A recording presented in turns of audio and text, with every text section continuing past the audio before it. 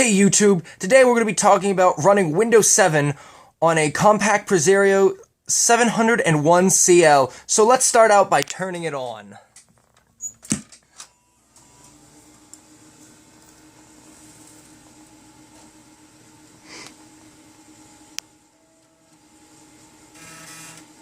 We got a little epic floppy noise there going. So you can see that the screen reads compact and it's loading. It also has to count the RAM, and you can see that's happening in the upper left corner. And there you go, it hits the total of 1,024 megabytes or 1 gig of RAM. And now it's loading Windows 7. Or at least it's starting to. So while this is loading, a little quick thing about the computer. I believe the BIOS date is August 2000, so it's a pretty old computer. And there you go, it's there's the Windows logo, balls come together and make the Windows logo. Windows 7.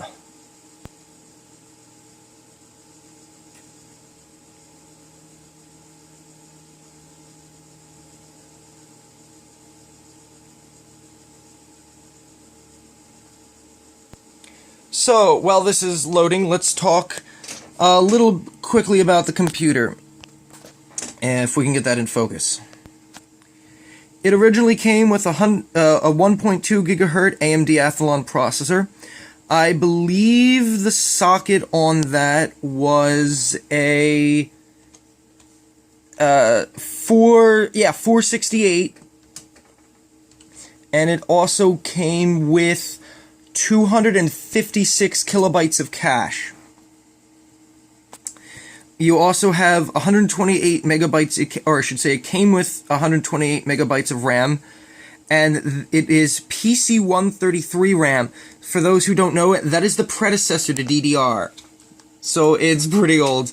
Also came with an, if I can keep that still, came with an 80 gig hard drive, and you know, DVD, CD-ROM, graphics card, sound blaster, 56K modem, dial-up internet. So, fun little stuff like that. So, and I've put in a few upgrades to the computer since then. Instead of a 1.2, it's now at a 1.5. Instead of 128, I should say one stick of 128 megabytes, it's now two sticks of 512, bringing it up to a total of 1 gig.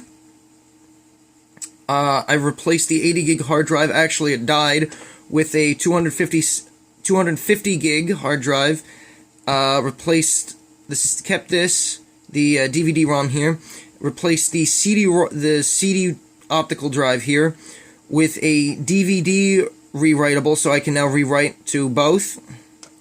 Replace the NVIDIA graphics card here with a NVIDIA GeForce 5200. I still believe it has 32 megabytes of RAM there. Kept the sound blaster, kept the 56 kilobyte modem. That's how I don't, but though I don't use that to connect to the internet, I put in an additional Wi-Fi card for that. So it looks like it's loaded. And if we get this back in focus, you can see that it is, come on.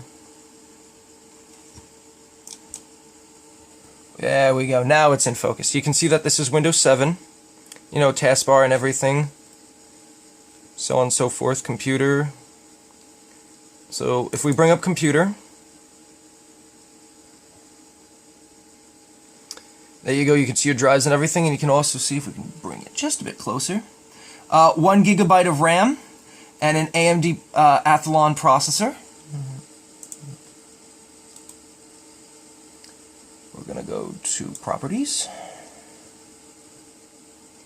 There you go, and you can see AMD Athlon 1.5 gigahertz with a gigabyte of RAM and a 32-bit operating system.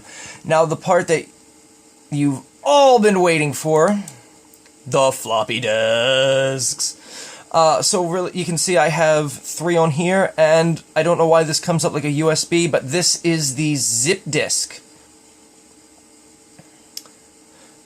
So the lettering is a little bit wrong. I don't know why Windows 7 does this, but the B drive here is the regular 3.5-inch floppy that holds 1.44 megabytes. The G drive is the 5.25 that holds 360 kilobytes. What a large size. So much data there. And you have the super floppy here. I don't know why it put this first. That holds 120 megabytes. So really this should all be shifted over. So this should be A, that should be B, and that should be G. I don't know why it does that. It's Windows 7 and floppy disks. So down here we have the disks. Dun dun dun. We have our standard, 3.5-inch high-density floppy drive that holds 1.44. Our super floppy, or also known as a, if I can bring that in focus.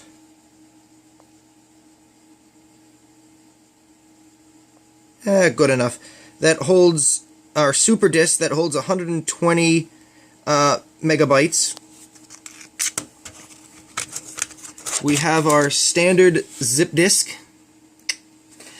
And the most fun of them all, the 5.25-inch floppy. So, let's start out with a 3.5-inch floppy following me there.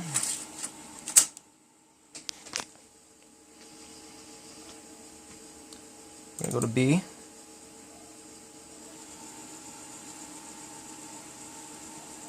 And give it a second. There we go.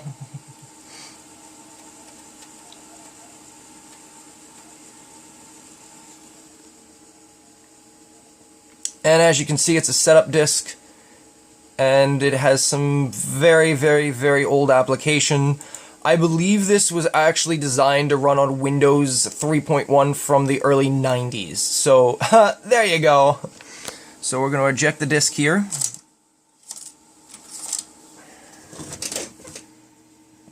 So we read from there. Now we're going to talk about super disks. They didn't really get as much publicity as they probably should have, and they were trying to outdo the original and initial floppy disk, I guess you could say. The other thing is, I have to move this to get up, my drive is not in the front, it's actually in the computer, and it runs on an actual parallel ATA connection. So we're going to grab our super floppy, and we're going to put it in our drive. You can actually hear it reading, because what was nice about this was... So what's nice about super floppy super disks is they're mainly automatic, and as you can see, we press the button, and it automatically ejects it. So we're going to pop that guy back in. And you can hear it starting up and reading the disk, and it's all entirely automatic in there. So, going back to our computer.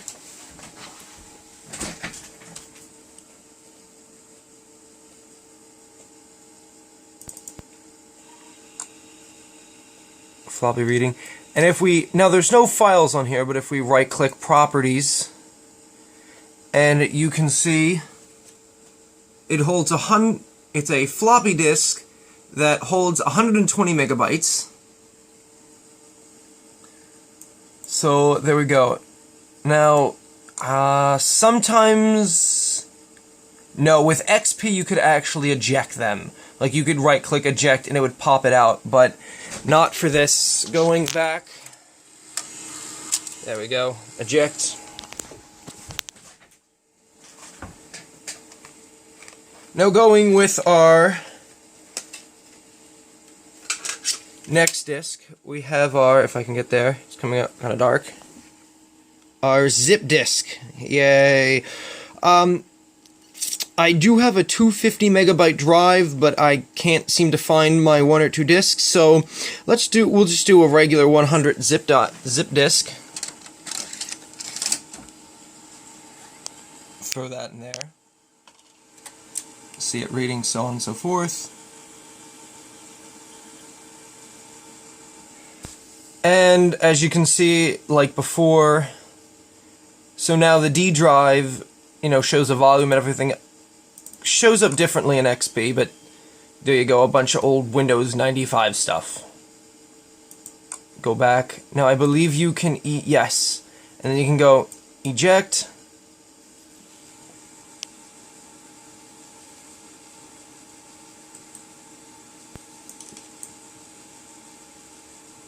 And sometimes this works, sometimes this doesn't. Oh. Hold on, I gotta turn off autoplay. Close.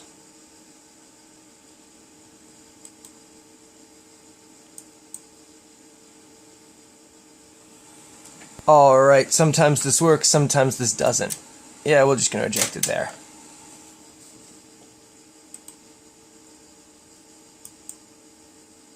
And you can see it's kind of gone back to normal.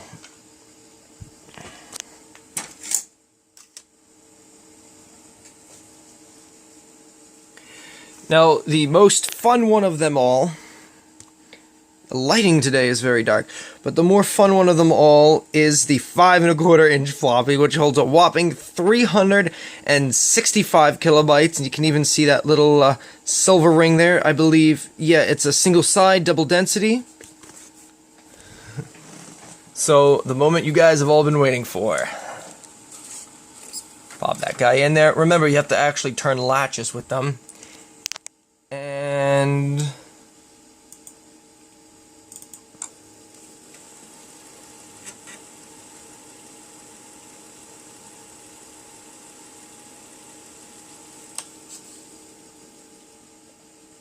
so there you go, we have some files, and we're going to go properties, and there you go.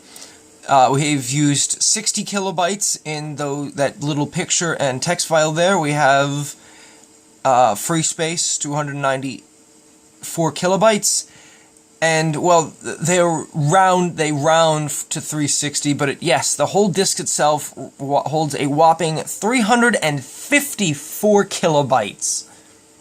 Yay! And we can even hear it reading. There we go. And there we go. On there we have the reasons why I can't upgrade to Windows 10. Because that would be kind of awesome to have Windows 10 read 5¼ inch floppies. But there you go. A bunch of annoying reasons. And some of this stuff I don't even know why I need in Windows 10. But alright. I'm going to close that out. Close. And pop you guys out. So, there you go. Windows 7 reading, running on a very, very old computer, and reading floppy disks, and if you really want to count it, a zip disk. Okay then.